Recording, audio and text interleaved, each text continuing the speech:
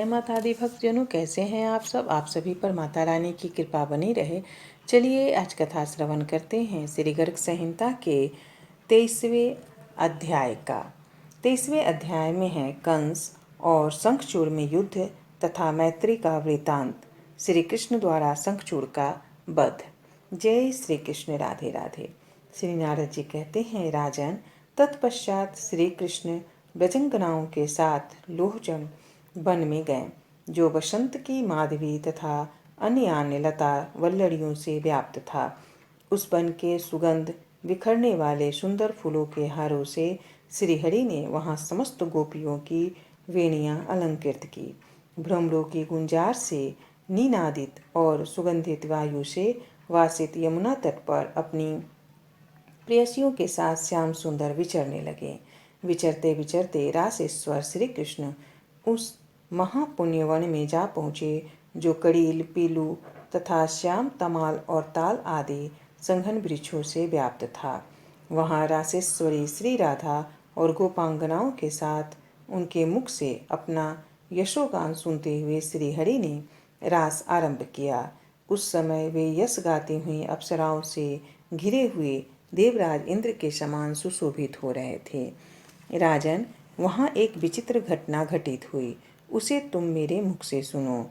शंखचूड़ नाम से प्रसिद्ध एक बलवान यक्ष था, जो कुबेर का सेवक था। इस भूतल पर उसके समान गदायुद्ध विशारद योद्धा दूसरा कोई नहीं था।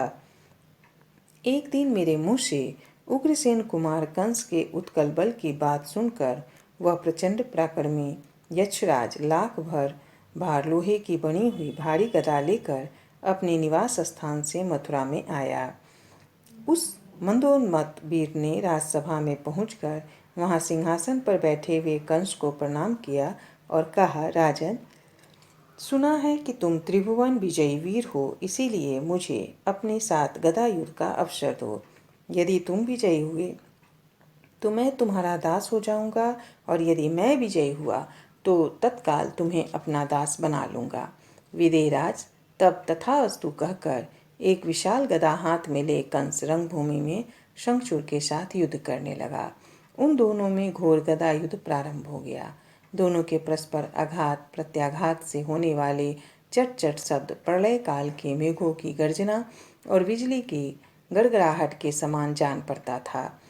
उस रंगभूमि में दो मल्लों, नाट्य मंडली के दो नटों, विशाल अंग वाले दो गजराजों तथा दो उद्भट सिंहों के समान कंस और शंखचूड़ परस्पर जूझ रहे थे। राजन, एक दूसरे को जीत लेने की इच्छा से जूझते हुए उन दोनों वीरों की गदाएं आग की चिंगारियां बरसाती हुई परस्पर टकराकर चूर चूर हो गईं। कंस ने अत्यंत कोप से भरे हुए यक्ष को मुक्के से मारा। तब शंखचूड़ ने भी कंस पर मुक्के से प्रहार किया। इस तरह मुक्कामुक्की करते हुए उन दोनों को 27 दिन बीत गए। दोनों में से किसी का बल छीन नहीं हुआ। दोनों ही एक दूसरे के पराक्रम से चकित थे। तदंतर दैत्यराज महाबली कंस ने शंखचूड़ को सहसा पकड़कर बलपूर्वक आकाश में फेंक दिया। वह 100 योजन ऊपर चला गया। शंखचूड़ आकाश से जब वेगपूर्वक नीचे गिरा तो उसके मन में किंचित व्याकुलता आ गई। तथापि उसने भी कंस को पकड़कर आकाश में 10,000 योजन ऊंचे फेंक दिया। कंस भी आकाश से गिरने पर मन ही मन कुछ व्याकुल हो उठा। फिर उसने यक्ष को पकड़कर सहसा पृथ्वी पर दे मारा। फिर शंखचूड़ ने भी कंस को पकड़कर भूमि पर पटक दिया। इस प्रकार घोर युद्ध चलते रहने के कारण भूमंडल कांपने लगा। इसी बीच में सर्वज्ञ मुनिवर साक्षात गर्गाचार्य वहां आ पहुंचे। दोनों ने रंगभूमि में उन्हें देखकर प्रणाम किया। तब गर्ग ने ओजस्वी वाणी में कंस से कहा। श्री गर्ग जी बोले, राजेंद्र, युद्ध न करो। इस युद्ध से कोई फल मिलने वाला नहीं। यह महाबली शंखचूड़ तुम्हारे समान ही वीर है। तुम्हारे मुक्के की मार खाकर गजराज ऐरावत ने धरती पर घुटने टेक दिए थे और उसे अत्यंत मूर्छा आ गई थी। और भी बहुत से दैत्य तुम्हारे मुक्के मार खाकर मृत्यु के ग्रास बन गए हैं, परंतु शंखचूड़ धराशायी नहीं हो सका। इसमें संदेह नहीं कि यह तुम्हारे लिए अजय है। इसका कारण सुनो। ये परिपूर्णतम परमात्मा जैसे तुम्हारा वध करने वाले हैं, उसी तरह भगवान शिव के वश से बलशाली हुए इस शंखचूड़ को भी मारेंगे। अतः यदुनंदन, तुम्हें शंखचूड़ पर प्रेम करना चाहिए। यक्षराज, तुम्हें भी अवश्य ही कंस पर प्रेम भाव रखना चाहिए। श्री नारद जी कहते हैं, राजन, गर्गाचार्य जी के यूं कहने पर शंखचूड़ तथा कंस दोनों परस्पर मिले और एक दूसरे से अत्यंत प्रेम करने लगे। तदंतर कंस से विदा ले शंखचूड़ अपने घर को जाने लगा। रात्रि के समय मार्ग में उसे रासमंडल मिला। वहां ताल स्वर से युक्त मनोहर गान उसके कान में पड़ा। फिर उसने रास में श्री रासेश्वरी के साथ रासेश्वर श्री कृष्ण के दर्शन किया। उनकी बाई भुजा श्री राधा के कंधे पर सुशोभित थी। वे स्वेच्छानुसार अपने दाहिने पैर को टेढ़ा किए खड़े थे। हाथ में बंसी लिए मुख से सुंदर मंद हास्य की छटा बिखेर रहे थे। उनके भूमंडल पर राशि राशि कामदेव मोहित थे। ब्रज की सुंदरियों के युद्धपति ब्रजेश्वर श्री कृष्ण कोटि कोटि छत्र चौड़ों से सुशोभित थे।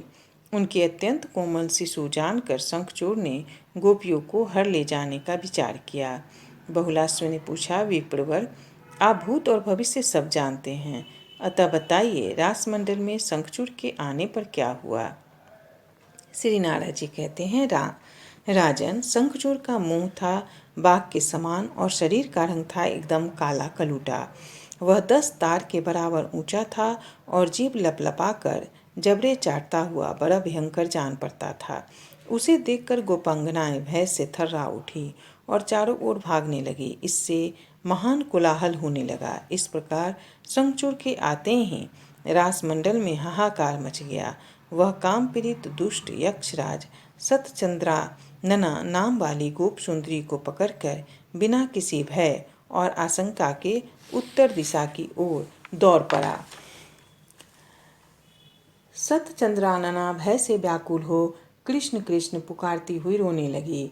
यह देख श्री कृष्ण अत्यंत कुपित हो शाल का वृक्ष हाथ में लिए उसके पीछे दौड़े। काल के समय दुर्जय श्री कृष्ण को पीछा करते देख यक्ष उस गोपी को छोड़कर भय से विहल हो प्राण बचाने की इच्छा से भागा। महादुष्ट शंखचूड़ भागकर जहाँ जहाँ गया वहाँ वहाँ श्री कृष्ण भी साल वृक्ष हाथ में लिए अत्यंत रोषपूर्वक गए। राजन, हिमालय की घाटी में पहुंचकर उस यक्षराज ने भी एक साल उखाड़ लिया और उनके सामने विशेषतः युद्ध की इच्छा से वह खड़ा हो गया। भगवान ने अपने बाहुबल से शंखचूड़ पर उस साल वृक्ष को दे मारा। उसके आघात से शंखचूड़ आंधी के उखड़े हुए पेड़ की भांति पृथ्वी पर गिर पड़ा। शंखचूड़ ने फिर उठकर भगवान श्री कृष्ण को मुक्के से मारा। मारकर वह दुष्ट यक्ष संपूर्ण दिशाओं को निनादित करता हुआ सहसा गरजने लगा। तब श्री हरि ने उसे दोनों हाथों से पकड़ लिया और भुजाओं के बल से घुमाकर उसी तरह पृथ्वी पर पटक दिया जैसे वायु उखड़े हुए कमल को फेंक देती है। शंखचूड़ ने भी श्री कृष्ण को पकड़कर धरती पर दे मारा। जब इस प्रकार युद्ध चलने लगा तब सारा भूमंडल कांप उठा। तब माधव श्री कृष्ण ने मुक्के की मार से उसके सिर को धड़ से अलग कर दिया और उसकी चूड़ामणि ले ली। ठीक उसी तरह जैसे कोई पुण्यात्मा पुरुष कहीं से निधि प्राप्त कर लेता है। नरेश्वर, शंखचूड़ के शरीर से एक विशाल ज्योति निकली और दिग्मंडल को विद्योतित करती हुई ब्रज में श्री कृष्ण सखा श्री दामा के भीतर विलीन हो गई। इस प्रकार शंखचूड़ का वध करके भगवान मधुसूदन हाथ में मणि लिए फिर शीघ्र ही रासमंडल में आ गए। दीनवत्सल श्रीहरि ने वह मणि सतचंद्रनाना को दे दी और पुनः समस्त गोपांगनाओं के साथ रास आरंभ किया। इस प्रकार श्री गर्ग संहिता में श्री वृंदावन खंड के अंतर्गत रास क्रीड़ा के प्रसंग में शंखचूड़ का वध नामक 23वां अध्याय पूरा हुआ। जय श्री कृष्ण। राधे राधे।